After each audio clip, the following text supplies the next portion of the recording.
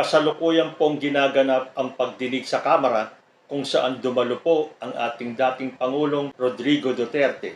Ito po yung dapat na reschedule na hearing sa November 21. At kahit na sinasabing hindi naman daw kasi nagpaabiso ang kampo ni dating Pangulo na darating sila in a formal way, itunuloy na rin po ang hearing dahil nandito na po kasi si dating Pangulo at ang kanyang entourage.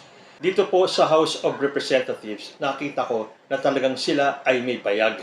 Dahil kung noong sa Senate hearing ay pinabayaan lang nilang magmura si dating Pangulo, dito po ay hindi siya uubra.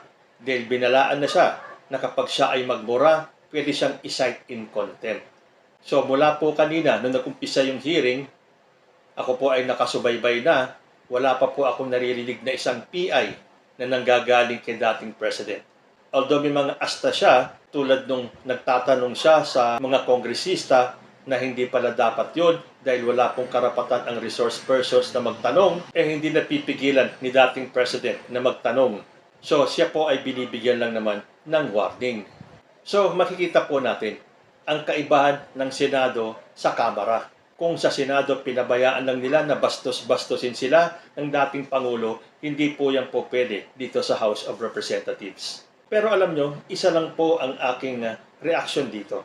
Dahil tulad po ng sa Senado, inamin din po ng dating Pangulo yung EJK, yung mga pagpatay. In fact, may narinig pa ako na personally, siya mismo, may ilan din siyang pinatay. At lagi niyang sinasabi na yes, I take full and legal responsibility. Tanong ko lang po dun sa nakakaalam, ganun po ba talaga yon? Kung sinasabi ni Digong na he will take full responsibility, siya lang ba ang dapat makulong? Paano po yung mga nag-implement, yung mga gumawa ng pagpatay, yung mga inutusan na hindi makakatanggi, hindi makakahindi dahil utos ng kanilang presidente? So kung full responsibility yan ni dating Pangulo, so wala pong pananagutan yung mga police or kung sino man ang nagsagawa ng EJK?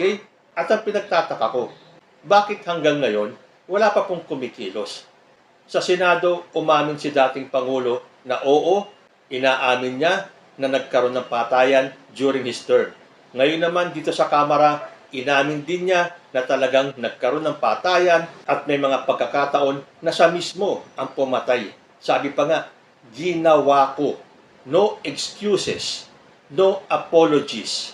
Ano kaya ang pakiramdam ng mga pamilya ng biktima na marinig nila galing mismo kay dating Pangulo na oo, ginawa ko.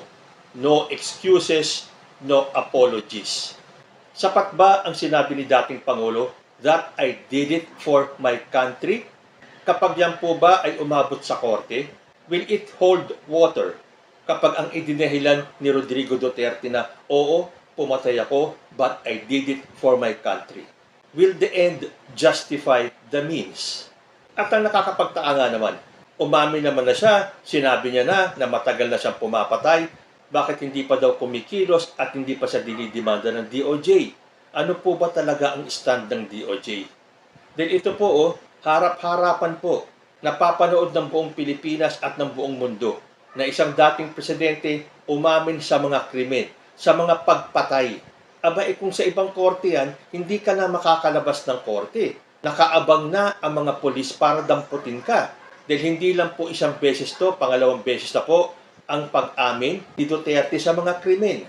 At ngayon, hinahamon pa niya ang ICC na kung dati sinasabi niya, pinagpipilitan niya na wala daw jurisdiction ang ICC sa atin, pero ngayon sinabi pa niya, bigyan niyo ako ng pamasahe, ako mismo ang pupunta sa ICC para imbestigahan nila ako. Dahil baka nga naman sa edad niya, mamatay na siya, hindi pa siya naiimbestigahan.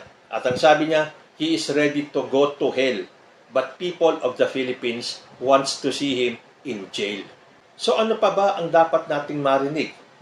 Hindi ba itong mga hearing na to ay para malaman kung may katotohanan yung EJK na yan? Mula Senado hanggang Kamara, umamin na po ang mastermind, ang may pakana ng EJK na oo, nagkaroon ng patayan at I take full responsibility, and if I have to go to jail or if I have to go to hell, I will go to hell. Because what I did is for my country. Sounds nationalistic nga naman. na talaga ipagtatanggol mo ang mga Pilipino laban sa masasamang elemento ng droga. But, kaya nga po tayo may tinatawag na due process. Hindi po Diyos si Duterte. Wala po sa kamay niya ang paghuhusga kung sino ang dapat mabuhay at kung sino ang dapat mamatay. Rodrigo Duterte cannot play God. Pero yun po ang ginawa niya during his term. Dahil aminado po siya sa lahat ng pagpatay at he will take full responsibility. So ngayong umamin na naman si Duterte, sasabihin na naman kaya ni Panelo na joke lang ang lahat? Na wala pa rin inaamin na krimen si Duterte? Ito po, tahasan po, point blank, sinasabi niyang ginawa ko, no excuses, no apologies. Ano na naman kaya ang magiging luso nitong si Panelo para i-absuelto yung kanyang amo? Yung mismong salarin na mismo ang umamin na oo, ginawa niya. At kung mapapansin niyo, kahit na dyan po sa hearing na yan, paiba-iba ng statement si Digong. Kung napanood niyo yung portion na tinanong ni Representative Dan Fernandez, kung sinabi nga ni dating Pangulo yung, yes, we planted evidence. Ang sagot ni Digong, wala daw siyang sinasabing ganon. At bakit daw niya gagawin yun? Bakit niya ituturo yun na mag-plant kayo ng ebidensya? Pero nung pinakita yung video kung saan sinabi talaga ni Rodrigo Duterte na yes, they planted evidence. Saka lang sinabi ni Digong na oo, sinabi niya yun. Pero ang hindi po nagbabago sa kanyang mga statement ay ang pag-amin na oo, ginawa niya ang pagpatay. At sinabi niya ulit, kung sakaling siya ay bumalik sa pwesto, gagawin at gagawin pa niya yung mga pagpatay na yan, all for the love of country. Ang pagmamahal ba sa bansa will give you an excuse para pumatay? Habang pinanonood ko si former president na inaamin niya yung mga krimen na ginawa niya, nangingilabot po ako. Dahil point blank na inaamin niya yung mga krimen, yung mga pagpatay. Sa loob-loob ko, anong klaseng nilalang itong si Rodrigo Duterte? May nasabi siya dating statement na nagdaan na siya bilang congressman, mayor, presidente. Pero yung bang pinagdaanan niya na naging mayor, congressman, presidente, gives him the right para pumatay? Papanoorin ko pa rin po kung ano ang magiging kabuuan ng hearing ngayon. Pero matapos kong marinig yung mga pag-amin ulit ni former president, parang hindi na importante yung mga susunod na oras ng tanungan. Parang hindi na mahalaga sa akin kung ano pa ang maririnig ko. The mere fact na umamin si Rodrigo Duterte na yes, ginawa niya lahat ng krimen at ang pagpatay na yon. Meron pa bang bibigat sa mga susunod na statement na bibitawan ni Rodrigo Duterte? Ano na ba ang gagawin ng ating kapulisan, ng DOJ?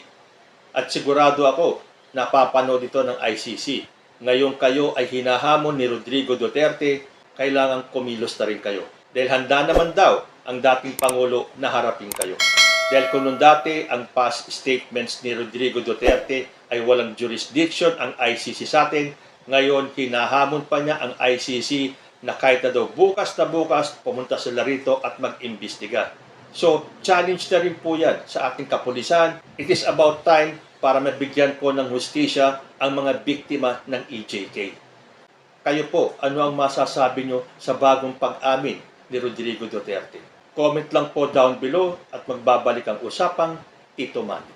Diyos ti Agnina.